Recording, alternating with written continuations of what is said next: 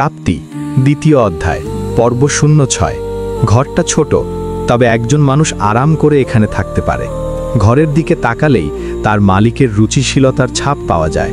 আফতাব নিজেও টের পেল, সে যার পানি প্রার্থী তার রুচিশীলতা দেখার মতো। ঘরে ঢুকতেই কিছু লতাপাতার সাথে তার এক দফা ধাক্কাধাক্কি হয়ে গেছে, তবে কিছুক্ষণ পর বুঝতে পেরেছে ওগুলো কৃত্রিম লতাপাতা। কেউ খুব যত্ন নিয়ে বানিয়ে দরজার ওপর থেকে ঝুলিয়ে রেখেছে। দেখলে মনে হবে সদ্য জন্ম নেয়া এক গুচ্ছ বুনো লতাগুল্ম এই ঘরে এসে ঠাঁই নিয়েছে। দেয়ালের এক প্রান্তে একটা ছোট্ট ক্যানভাস ঝুলছে, পেন্সিল স্কেচ করে একজোড়া শিশু হাতের ছবি আঁকা। সেদিকে কতক্ষণ তাকিয়ে বিছানার কোণায় তাকালো আফতাব। আয়শা চুপ করে বসে আছে, বারবার দরজার দিকে তাকাচ্ছে, সম্ভবত বোনের আশায়। তোমার নাম কি? আফতাবের দিকে তাকালো আয়শা। আফতাব বুঝতে পারল মেয়েটার নজর ধীরে ধীরে তীক্ষ্ণ হচ্ছে। সে বেশ ভড়কে গেল। আয়শা সন্দেহী কণ্ঠে বলল, আপনি আমার নাম জানেন না? তোমার কি মনে হয়? অবশ্যই আমার নাম জানেন। আমার আপাই কি দেখতে এসেছেন? আমাদের খোঁজ না নিয়েই এসেছেন নাকি? আফতাব বেশ অবাক হলো। তোমার সেন্স অফ হিউমার খুবই ভালো। জাজাকাল্লাহু খয়রন। এটা আবার কি? এর মানে আল্লাহ আপনাকে উত্তম প্রতিদান দিক। আপনি আমার প্রশংসা করলেন তাই বললাম, কিন্তু এখন দোয়া করা দরকার ছিল। আপনি ভালো হলে আপনার সাথে আমার আপাইয়ের বিয়েটা হয়ে যাক। এটা কিভাবে দোয়া করতে হয় আপনি জানেন? আফতাব মাথা নাড়ল, তবে দোয়ার কথা শুনে বেশ হাসিও পেল। আয়শার পরবর্তী কথায় সেই হাসি দপ করে মুছে গেল। থাক, ভাবি মনির থেকে জেনে নিব। জাজাকাল্লাহু খয়রন মানে কি আপনি তাই জানেন না? জানেন কি আপনি? কিছুই জানি না, করুণ মুখন বলল আফতাব। আয়শার হাসি পেল। তাদের ক্লাসে একটা দুষ্টু মেয়ে আছে, কোনোদিন পড়া করে আসে না। ম্যাডাম এসে পড়া ধরলেই বলে, ম্যাডাম আমি কিছুই জানি না, আর তারপরই কান্নাকাটি শুরু করে দেয়। 2-3 বার এমন হওয়ার পর ম্যাডাম ওর পড়া ধরাই বন্ধ করে দিয়েছেন। আয়শার মুখ টিপে হাসা দেখে আফতাব ভুরু কুচকে বলল, তুমি হাসছো কেন?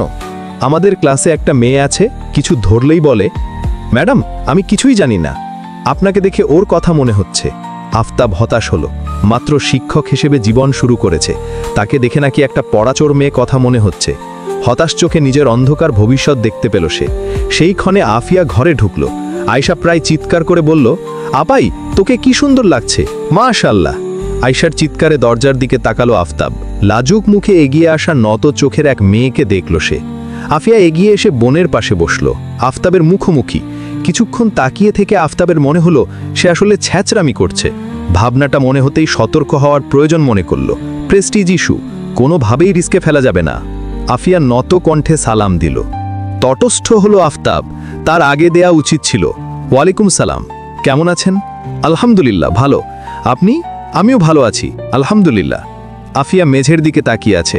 হালকা সবুজ ওড়না জড়ানো মুখটার দিকে তাকালো আফতাব। আপনি যে এমন পর্দা করেন সেটা তো জানতাম না। এমন পর্দা বলতে মানে একেবারে কোনো পুরুষের সামনেই যান না, এটা আর কি? আফিয়া উত্তর দিল না। সে যে কোনো পুরুষের সামনে যায় না এটা ঠিক না। রাস্তায় বের হওয়ার সময় এখনো মুখ ঢাকা শুরু করেনি সে, তবে সে সময় ভুল করেও মুখ কোনো ধরনের প্রসাধনী ব্যবহার করে না আফিয়া। বাসায়ও তাই। অনেক আগেই বাইরের মানুষের সামনে প্রসাধনী ব্যবহার করা ছেড়ে দিয়েছে আফিয়া। তবে আজ নিজেকে আয়নায় দেখার পর মনে হয়েছে এটা রোজগার আফিয়া নয়। নিজের চেহারার পরিবর্তন ধরার মতো বুদ্ধি তার আছে। সেই বিশেষ জিনিসটা যেমন তার চোখ লেগেছে, তেমনি করে একজন পুরুষের চোখে লাগবে, এবং খুব ধারালোভাবেই লাগবে। আফিয়া সেটা জানে। সেই জন্যই বাকি দুজনের সামনে যেতে অস্বীকৃতি জানিয়েছে সে। আপনি তো অনেক সুন্দর ছবি আঁকতে পারেন, আর্ট আপনার পছন্দের বিষয় নাকি? আফতাব কথা বাড়ানোর চেষ্টা করল, কিন্তু বিষয় খুঁজতে যে ব্যর্থ হলো। শেষমেশ দেয়ালের ওই একজোড়া হাতকেই সম্বল করল। অবাক হলো আফিয়া। আপনি জানলেন কি করে? ওই যে ওই ছবিটা দেখে। আপনি এঁকেছেন না? ছবিটার দিকে নির্দেশ করল আফতাব। আফিয়া তাকালো। যেদিন মাহিভাকে ডাক্তার দেখিয়ে আনা হয়েছিল এটা সেদিনই এঁকেছে সে, কিন্তু মাহিভাকে দিতে সাহস করেনি। বলা বাহুল্য মাহিভার সাথে তার জড়তা আজও কাটেনি, কিন্তু জিনিসটা কেউ খেয়ালও করেনি। তাতেই মন খারাপ ভাবটা বেড়ে গিয়েছিল। আফতাবের কথার উত্তর দিল সে, প্র্যাকটিস করলে কিন্তু আরও ভালো করতে পারবেন। Keep it up. আফতাব বলল, আপনার জীবন সঙ্গীর কাছ থেকে আপনি কোন বিষয়গুলো এক্সপেক্ট করেন? আফতাবের দিকে একবার তাকালো আফিয়া। জীবন সঙ্গীর থেকে কি আশা করি সেটা আপনাকে বলতে পারছি না, তবে সামনের ধাপে যেতে হলে যেটুকু আপনার মাঝে থাকতে হবে সেটা বলতে পারি। কৌতূহলী হলো আফতাব। আগেরটা বলা যাবে না কেন? জীবনসঙ্গী হলো পুরোটা জীবনে আমার ছায়া। তার থেকে আমার আশা আকাঙ্ক্ষা কেমন হবে এটা আমি যে কারো সাথে শেয়ার করতে চাই না। একমাত্র সেই ব্যক্তি আমার এই কথাগুলো জানবে। আফতাব মুগ্ধ হলো। এভাবে কি সে কখনো ভেবেছে? মনে হয় না। তাহলে শেষটুকুই বলুন। আমাকে এইটুকু নিশ্চয়তা দিয়ে হবে যে আপনার ইনকাম হালাল, কোনো রকম হারামের ছোঁয়া সেখানে নেই। আমি সদ্য একটা কলেজে জয়েন করেছি, শুনেছেন বোধহয়। এখানে আবার হারাম টাকা উপার্জনের উপায় আছে নাকি? আফতাবের মুখে একটু ভাসি কৌতুকের চিহ্ন। সেদিকে তাকিয়ে আফিয়া শান্ত কণ্ঠে বলল, যে চায় সে ঘরে বসেই হারাম কামাই করতে পারে। আপনি তো রাস্তায় নেমেছেন, চারদিকে হারামের হাতছানি। আফিয়ার কথা শুনল আফতাব, মাথা নাড়ল। তারপর আমার প্রাইভেসি নিশ্চিত করতে হবে, আমার নিজস্ব এলাকায় কেউ যেন হস্তক্ষেপ না করে সেই নিশ্চয়তা দিতে হবে। কথাটা বুঝতে বেশ সময় লাগলো আফতাবের।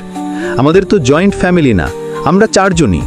আপনার সাথে কথা আগালেও নিশ্চয়ই আপনার ফ্যামিলির প্রত্যেকটা মানুষ আমার খুব কাছের হবে না। কিছু কিছু সম্পর্কে একটা সম্মানজনক দূরত্ব থাকা আবশ্যক, হোক সেটা শ্বশুর।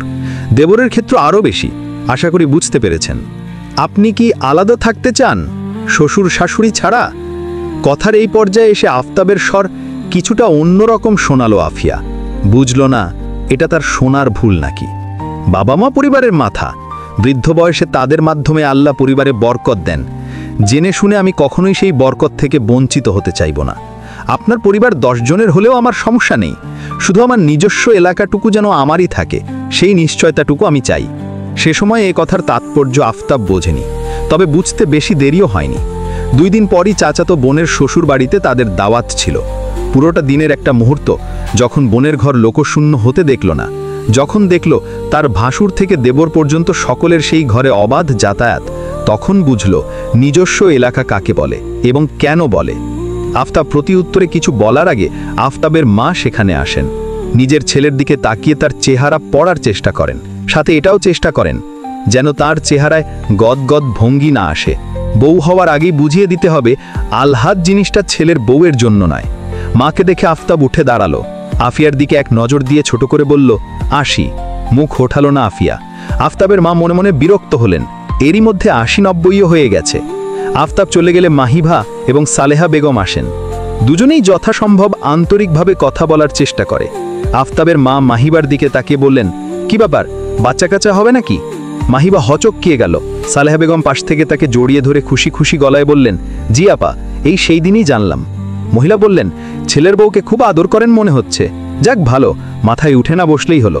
আফিয়ার দিকে তাকিয়ে মুখে হাসি নিয়ে শান্ত গলায় সালেহা বেগম বললেন, আদর আর কি আপা, আমার মেয়েকে আমি আরেকজনের বউ হিসেবে যেমন দেখতে চাই, আরেকজনের মেয়েকে আমি তেমনই রাখতে চাই। আমার ছেলের বউকে আমি দিনরাত দৌড়ের উপর রাখবো, আর আমার মেয়ের শাশুড়ি তাকে আরাম করতে দেবে, এটা কিভাবে আশা করি? সূক্ষ্মভাবে কোনো ইঙ্গিত দেয়া হলো কিনা বুঝলেন না আফতাবের মা, তবে তার চেহারার ভঙ্গি বুঝার চেষ্টা করলেন সালেহা বেগম। মহিলার মাথা কোন দিক থেকে কোন দিকে যাচ্ছে বোঝা মুশকিল। মোহরানা কেমন চান আপনারা, সেটা তো আরও পরের বিষয়। পরের বিষয় আগে শোনার জন্যই তো এই দেখা দেখি নাকি? সেটা অবশ্য ঠিক, তবে মোহর আমার মেয়ের বিষয়, এটা নিয়ে সেই ভাববে। কি গো মেয়ে, তুমি কি বলো? আফিয়ার মাথায় একবার হাত বুলিয়ে দিলেন মহিলা। সেই স্পর্শে স্নেহ খুঁজে পেল আফিয়া। মহিলার কি তাকে পছন্দ হয়েছে নাকি? কথাবার্তায় তো মনে হচ্ছে না। এটা সামর্থ্যের বিষয় আন্টি, যার সামর্থ্য যেমন সে তেমন দেবে। পাত্রীকে তো কেনাবেচা করা হয় না যে দরদাম করা হবে। মহিলার সম্ভবত উত্তরটা পছন্দ হয়েছে। তার মুখটা মাহিবার কাছে নরম মনে হলো, তবে যাওয়ার আগে উপদেশ দেওয়ার ভঙ্গিতে তিনি আফিয়াকে বলে গেলেন, এক যুগের মেয়ে এমন ঘর কোনো হলে চলে নাকি? বাইরের মানুষের সাথে চেনা পরিচয় না হলে মানুষ চিনবে কিভাবে? আফিয়া কোনো উত্তর দিল না। সবাইকে সবকিছুর উত্তর দেওয়ার দরকার হয় না। সবাই চলে গেলে বোনকে ডেকে একটা ফোন নাম্বার দিল আহম্মদ। এটা কার নাম্বার ভাইয়া? আফতাবের। মাহিভা অবাক হয়ে বলল, ওকে দিচ্ছেন কেন? কথা টথা বলুক, ছেলেটাও ফোন দিতে পারে, না ধরলে খারাপ দেখবে। ওকে ফোন দেবেই বা কেন?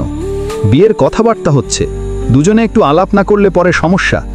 দোনামোনা করলেও পুরুষের সংস্পর্শহীন এই ছোট্ট জীবনে প্রথম কোনো পুরুষের আগমন আফিয়ার মনে পুলক সৃষ্টি করল।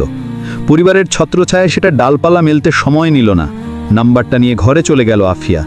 এখান থেকে যে গুণের দরজা খুলে যেতে পারে আপনি জানেন না? লোকটা তো এখনো আফিয়ার জন্য পরপুরুষ। মাহিবা তখনও চেষ্টা করছে আহমাদকে বোঝানোর। আহমাদ বিরক্ত হয়ে বলল, বাস্তবতা বোঝার চেষ্টা করো। চেনা নেই জানা নেই এমন একটা ছেলের সাথে ও কিভাবে থাকবে? চাচুর সাথে কথা বলেই আমি ওকে নাম্বার দিয়েছি। নিজেদের মধ্যে একটু জানাশোনা হোক। এই জানাশোনা থেকেই তো শয়তান আমাদের পেছনে লাগে। বিয়ে হলে হয়ে যাবে, না হলে হবে না, মাঝখানে এভাবে ঝুলিয়ে রাখার মানে কি? মাহিভা নিজেও বিরক্ত। এমন ছোট্ট একটা বিষয় আহম্মদ বুঝতে পারছে না, ভেবেই তার অবাক লাগছে। তবে এই যাত্রায় আহম্মদকে কিছুটা কঠোর দেখালো। রূঢ় কণ্ঠে সে বলল, যেটা বোঝো না সেটা নিয়ে কথা বলবে না। সব কিছুতে তোমার নাক গলাতে হবে কেন? দুনিয়ার মানুষ কি কিছুই বোঝে না? ঠাস করে একজনের সাথে বিয়ে হলেই হয়ে গেল নাকি? স্বামীর এখনও রূপ দেখে মাহিবা বাস্তবিকই চুপ হয়ে গেল। নিজেকে এতদিনে এই পরিবারের বাইরের কেউ মনে হলো। শেষ কথার উত্তরে বলতে চাইল, কেন আপনার সাথে আমার হয়নি? কিন্তু কিছুই বলল না। অশ্রুধারা কণ্ঠ রোধ করেছে। আজকাল অল্পতেই কান্না পাচ্ছে। কি জ্বালা! প্রিয় ভাই ও বোনেরা, গল্পটি কেমন লেগেছে?